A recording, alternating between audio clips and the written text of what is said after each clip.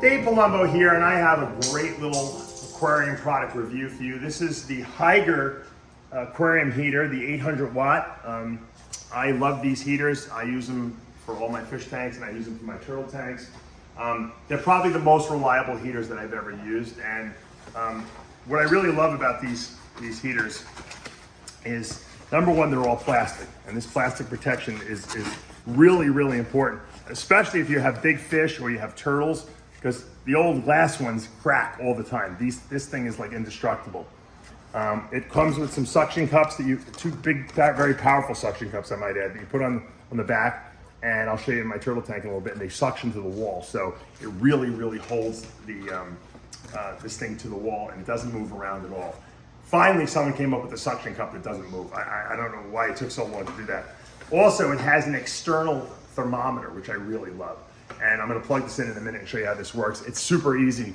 You can just set the temperature you want it. If you want it at 81 degrees, you set 81, and the thing will turn on when it's 81, and it'll turn off when it's hot. You don't have to set it on the actual thing that goes in the water, like the old heaters used to be when I was a kid growing up. They kept the worst control, and they always broke. These things, I've had a couple of these for a couple of years now, and they really last a long time. And once again, it's a nice long plug, so if you want to plug it into the distance, it doesn't have to be right next to the tank. I have this fish tank plugged in all the way on the other side of the room there, and it's a nice long plug. So once again,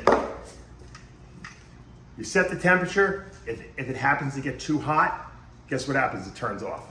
If you happen to keep this in the water and the water dehydrates, or you're doing a water change, if you get to turn this off and it's exposed to the air, it turns off. So you don't have to worry about things burning up and the unit being destroyed. That to me is super important. But let me show you how this thing functionally works.